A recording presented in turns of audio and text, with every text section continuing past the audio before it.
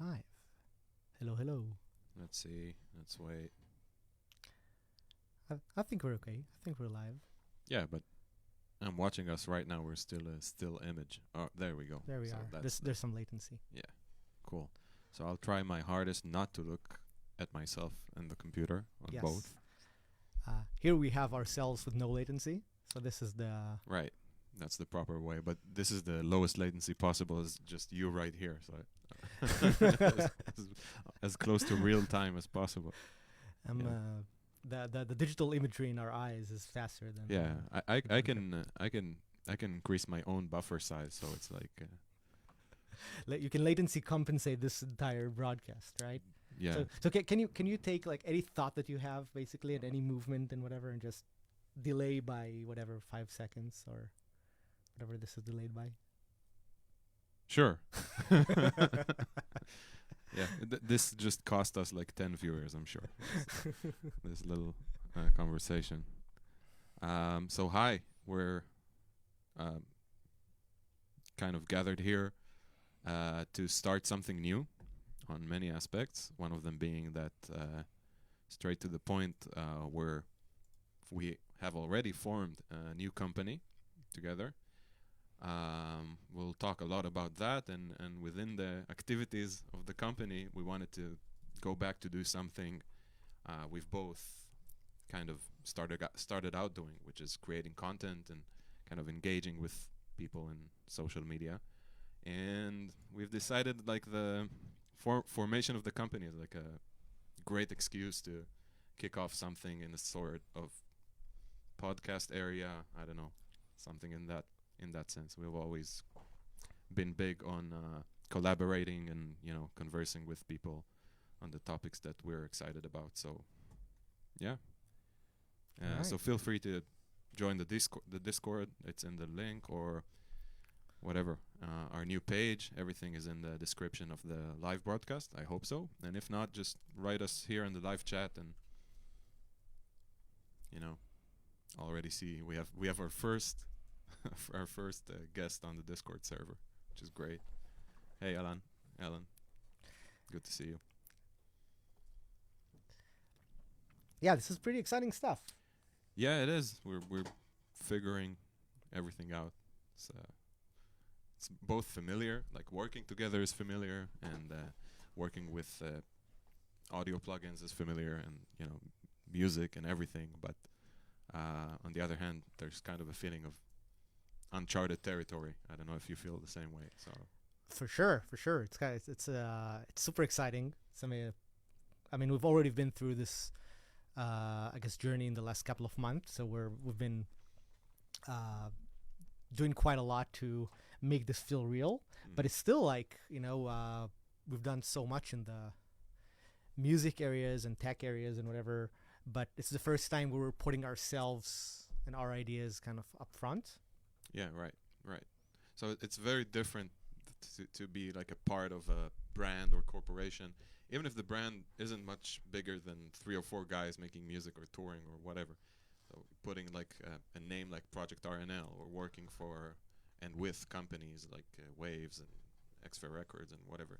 It's always a certain layer of comfort that you have, no matter how instrumental you are to a brand or a name. It's not like putting yourself up front, right? So this is our, I guess, first attempt at doing just that. Just like the company is currently like we can talk about it freely. It's just the both of us in our living rooms and our home studios, trying to, you know, really come up with good ideas and trying not to go nuts, find motivation to work, uh, navigate in this kind of unknown area of what does it mean to own a company, or in the business sense, in the creative sense.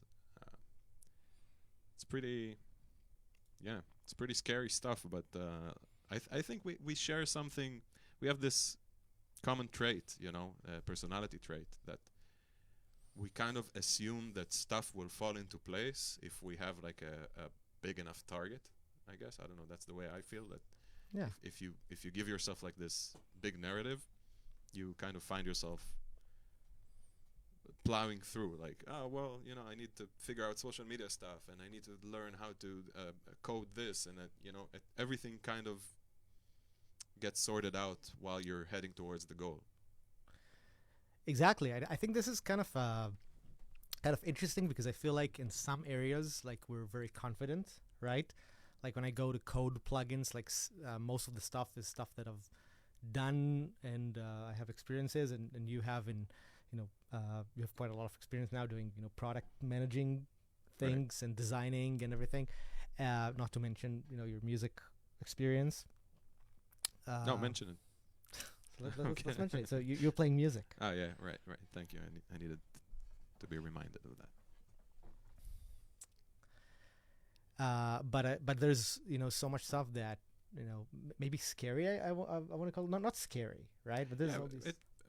It's a good word to use because it's intimidating maybe because it's always like the unknown is always like that, right? So you don't want to make mistakes. You feel like accomplished, and we feel like this is the right time to put our ideas out there and put like the maximal amount of effort we can. And then there's this kind of, I think it's a healthy fear that maybe things won't work out, that you have to kind of suppress. You kind of press it down. You're like, up till now when we let our intuition and the thing that we want to do the most guide us, it seemed to kind of work in a sense. I made a living playing bass, which makes no sense.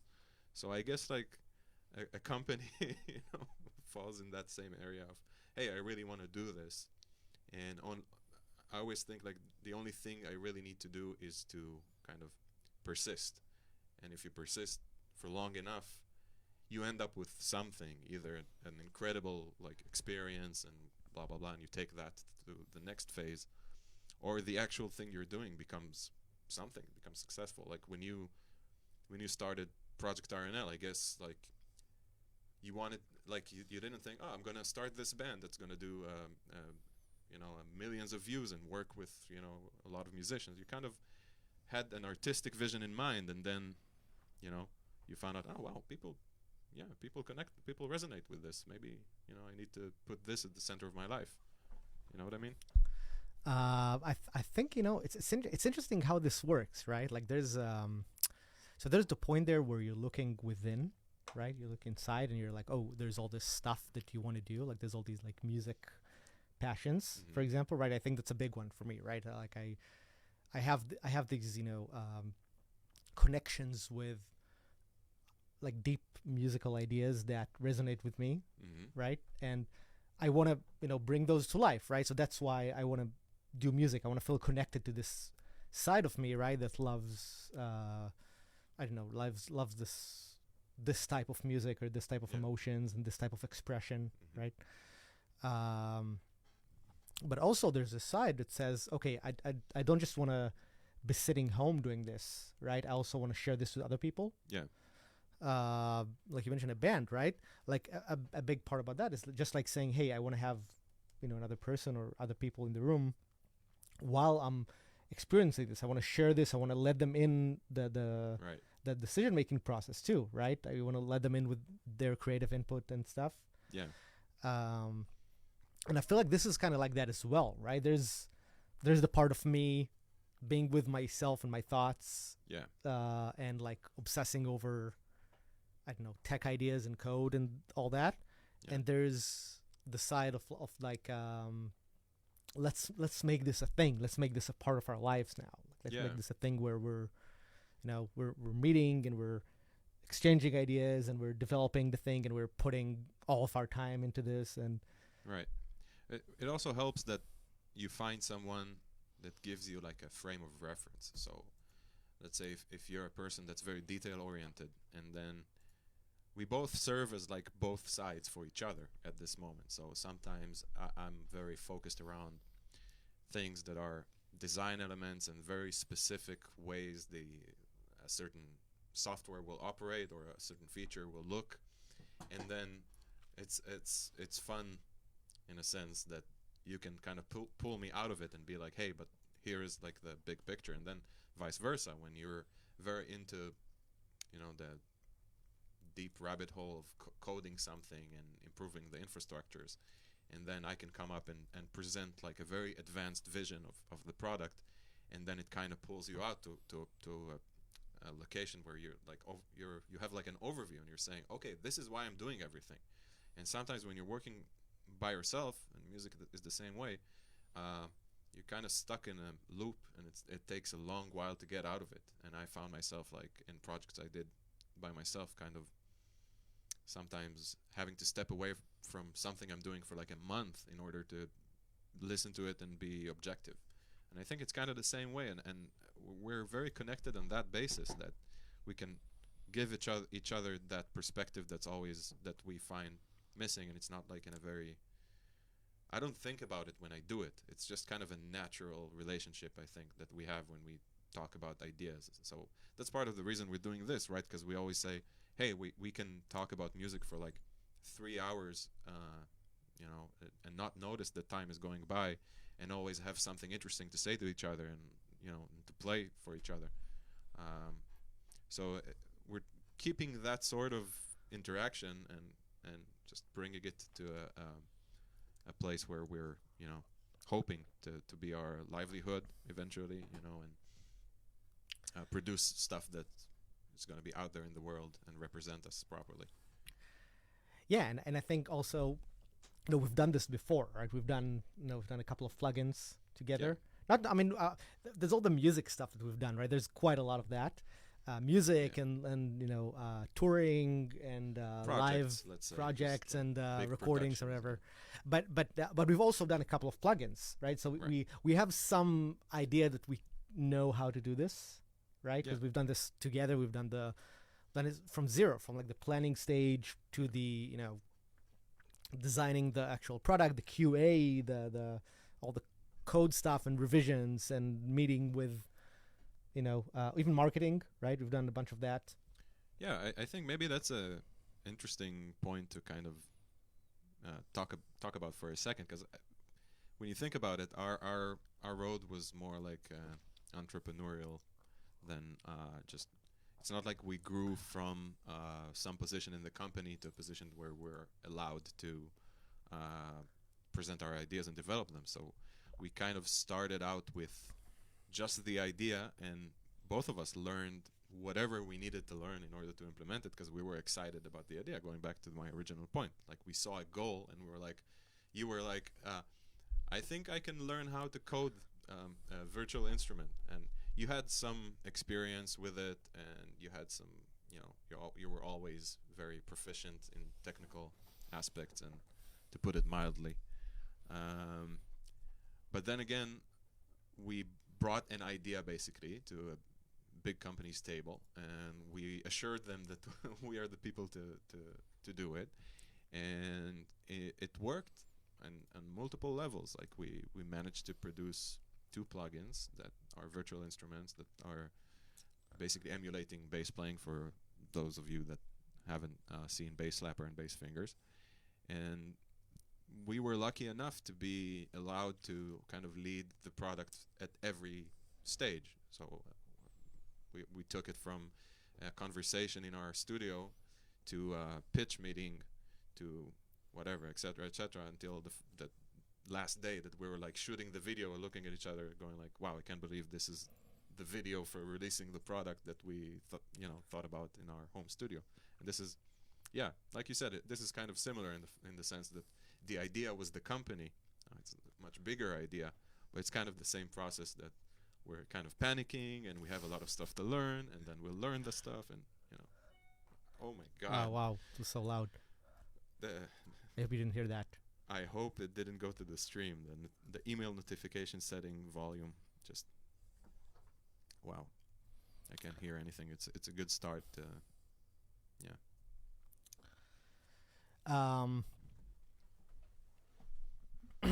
Sorry about that. Yeah, we had some really loud. Loud sound. How can I make this go away? Oh, probably like here. Okay.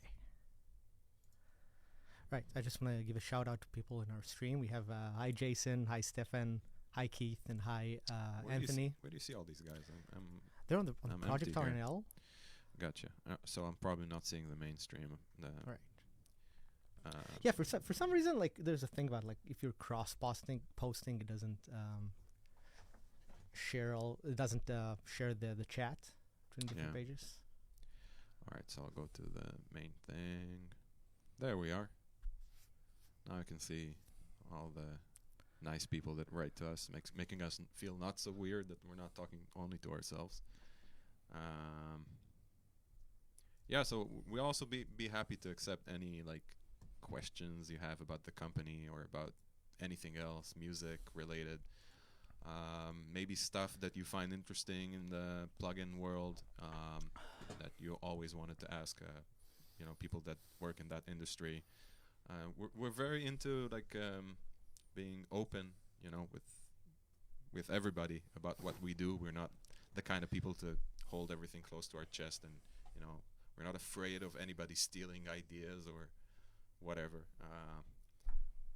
I think we both see it more as a collaborative thing. Like you got to listen to people and to hear what they expect in terms of how they make music, right?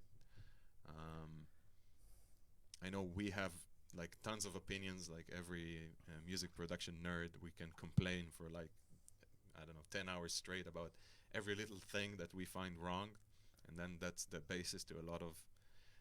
If we have enough complaints about something, it ends up as a product idea. Probably that's kind of a funny way of looking at it. It's like if something is annoying enough, we'll work months to make it. Yeah. Totally. So do we have any? Jason Velasquez. Hey man. Thank you. That's very kind of you. Yeah, I'm so glad that people, got into our music. Like that's something that we also put quite a lot of time and effort on. There's actually a few unreleased tracks that we probably need to put out at some point as well. There's also that.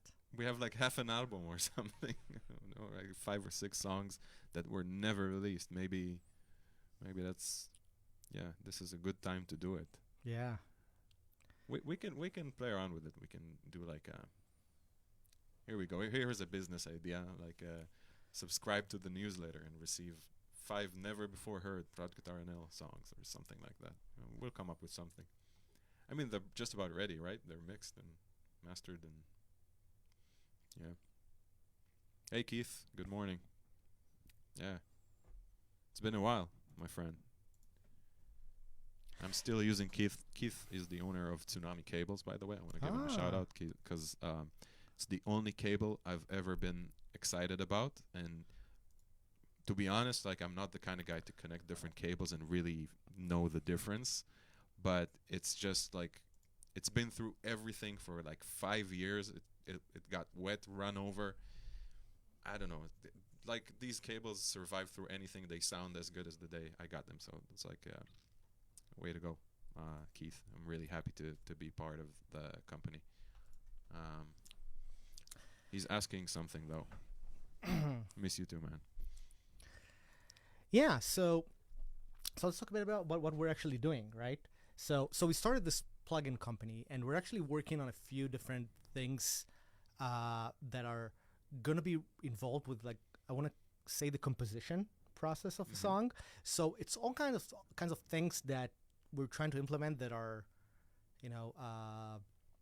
could be looked at as like something that will open your mind when you're writing something, like tools that you will, you'll open them up and you're like, oh, I can do this, and I maybe have not thought about it this way, right? In terms of like musical ideas and all kinds of things that we're like deep into, like rhythmic ideas and melodic ideas and patterns and weird mixtures of those and how you can kind of blend them. And I think we really want to put in something that will kind of connect people to how we see things and how we think that if you kind of see it as we do, then maybe you can also be open to, I guess, more ideas that you've never thought was possible just because they were far away from you. if you know what I mean. Yeah, of course. I think that the music production kind of works like that. So it's most companies, they kind of deal with generic components with varying degrees of like quality. So you got like very basic EQs, and then you have very high end EQs that model specific hardware and stuff like that. And we feel like the main difference sometimes is just with presenting an approach, right? Because most people look for the same things. So your song, whatever genre it is, most of them will have something that is a rhythm track, something that is a harmony track, a bass track. So there is conventions that like we all sign up to when we're making, like, producing music in the digital world. And I think you and I always had this kind of, in a sense, kind of an outsider view. Even though we spend so much time doing that, we're always kind of inventing our own way to cheat, right? So it's kind of like developing products within existing products, whether it is like really complex routing schemes in Cubase and combining them with like mixers, like your RME, like when we used to tour. Basically, the entire band would go through Eyal's laptop, and we would process the music, every channel almost, aside from drums, on his computer. And it was a pretty intense rig that took some serious ingenuity to like put together, because the show itself was full of effects and tracks coming in and out. Is in a way like we self-produced a big production. Basically, it's stuff that requires a ton of wiring and gear, and we always looked for like the best way to build our setup. And yeah, I guess we kind of want to do the same thing. So now when we're dealing with bits and pieces of the big picture being making music with a computer, right? But the specifics of, let's say, how you compose rhythm, there's a lot there. Because if you ask, I guess that if we put this question even out there to the people watching right now, like how do you compose rhythm in general? So one guy can say, I shout at my drummer, and I play for Yossi Sassi, which basically beatboxes everything to the drum. He doesn't say like bass drum and snares. It just goes. That's it. That's his vocabulary, and it works because he's composing for drums very effectively in this old school way. And then in computers, usually people will be like, well, I open Ableton and I drag from Splice, or I write in a. So there's a lot of answers, and I guess we're always trying to draw a line between all these answers and find like the best way that somebody can get a rhythmic idea from here to to listen to it, like the quickest way, but with also enough depth, because we all know the people we're talking about, they want that specific bass drum to be like in velocity 76 instead of 75. And if you don't allow them sufficient amount of freedom to do stuff like that, then you're like considered a toy or something. So yeah, it's a very long answer I just gave, but I hope it made any sense. Yeah. So we got a question from Keith. Are you only doing software, or will you be doing hardware? Yeah. Yes, the answer is yes. It's like I say when they give me the menu to a restaurant. Yeah. Show me the menu, and I'm like, yes. So what do you want? Yes. Yeah, you want to answer if we're also doing hardware? Yeah, so I think I think we're going to start out by doing software. We have some concepts of hardware as well, but I think that will probably be more down the road, just because hardware is requires some like a big operation or a bigger operation to manufacture and send to people, and I don't know. So it's something that we'll probably we'll get to at some point when we're, I guess, a bit more established, a bit more, I don't know. Yeah, I feel the same way. Even though I have like a warm spot for it, because for the past 3 years or so, I've been sort of very involved in making hardware products for musicians in my former capacity at Waves, and I kind of fell in love with that world of creating a very dedicated instrument, as opposed to software, which feels sometimes more generic. It's like cross-platform, and it's meant to work in various situations. And there's something about giving you a physical object and saying, "Here, this makes, you know, this sound." For me, it's really connected to a world that I still love dearly, which is pedals. And there's something so exciting for me. I've never. I think the last time I sold a pedal was maybe 15 years ago. So at a certain point, I realized that these things, like little boxes with two or three knobs and a button that do something very specific, have a value for me that I can't really price like at $80, because at least for now, when I have enough room in my house, depends on who you ask, but I think I have enough room in my house for all the pedals. So there's something very exciting about that, and I think we also have this approach in software that even if the software does like, the plugin does like 30 different things, we kind of divide it into these effects, into these boxes. It's very common in this industry, right? I mean, some VSTs, they're more like, here's all the features on the same screen. It's one giant box with 10,000 knobs, maybe some synths, or sometimes they feel like that. But I always feel like we like to put things in these boxes, give them a name, a color, some buttons, and then give that experience of a dedicated device, even if it's a plugin. Yes. Yeah, exactly.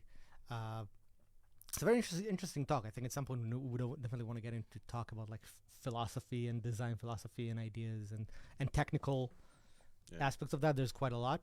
We're probably going to open, we have our Discord channel that the link should be in the description for this.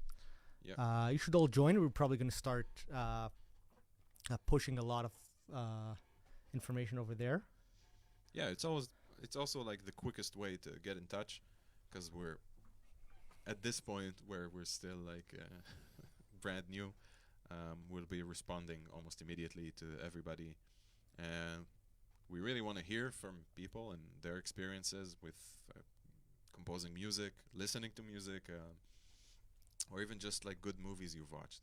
That's also all right by us. I mean, when we get together, you'd be surprised we don't dive into the work part. Like today, we spent like an hour talking about the remaster of the PlayStation 5 version of GTA, of the GTA 5, and that's very important business. I'm not downplaying that, but of course, that's a big part of the business. All of my characters have over $1 billion in the story mode, so it's big business. Something has to, yeah. I'm not exactly sure how having $1 billion with for Trevor, who kills people and I don't know, steals cars for a living, will help us in our software business. But I'm suspecting it will help. It only means we're in the wrong business. The wrong business, exactly. We should have been robbing banks and jewelry stores. Hey, Jonathan. Glad to see that you've enjoyed our song Latin Dream.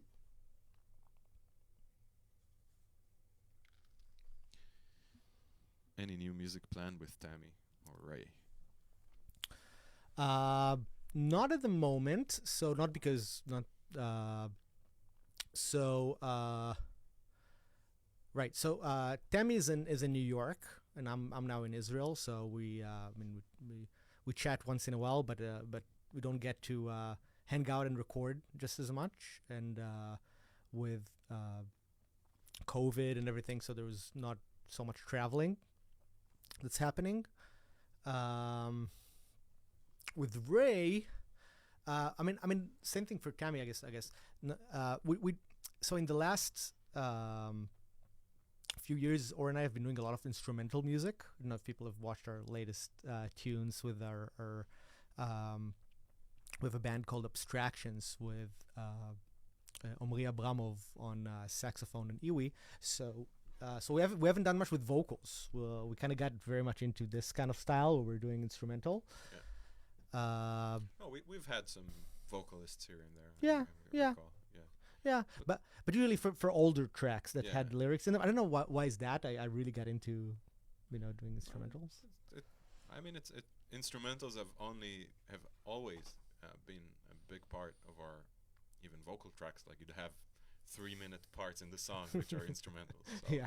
it's a natural segue to go like, well, the sax takes a melody and there's something about instruments like that kind of is reminiscent of the human voice, like trumpet and sax and brass instruments sometimes can really carry a tune, which is very apparent because a lot of artists made a career like that. And yeah, I think we're also both, we really enjoy music with words. That's one thing. But then again, I'm not less moved by music that has just a good melody played by somebody with a wonderful expression on his instrument like Omri has. So when he plays theme from Planet Codex is instrumental, so originally, so it's a bad example. But anyway, when he plays a melody, for me, it's it's like he's singing in a sense. So there's, and it's a difficult thing to do. Not everybody that plays a melodic instrument is able to convey that feeling, right? Of same as a singer has such an incredible amount of detail in every sentence he sings. Yeah, it's very unique musicians that are able to play a phrase and to really get to you, like somebody who's just mumbling something into a microphone and you're like, oh wow, this guy. Right. Actually, we actually got to finish. Oh, you got another thing? I might have to get on. You got another thing. company? You're company. cheating on me with another company? I'm being unfaithful. No, but I have to get on a meeting with somebody. All right. So this has been really cool, and let's do another one pretty soon. The first of many. Yeah, for sure. All right. Right. Thank you everyone for watching. Yeah. Bye. How do we get off this? We need a sign off. We need something to say at the end of every episode. Like, how about you guys suggest something? It can be really something funny, not like I'm being right now. You forget 1,000 things every day. You forget 1,000 things every day. Make sure this is one of them. Yeah. So. All right. So, how do I end the live stream? This is actually harder than it seems, right? See, that's part of the thing we're trying to learn right now is how to end a live stream on Facebook. It's a very difficult problem. Hey, I can see the words popping up. It's funny, the closed captions. Maybe if I say some stuff in Hebrew, it will write some interesting things. All right, so I'm going to go to here.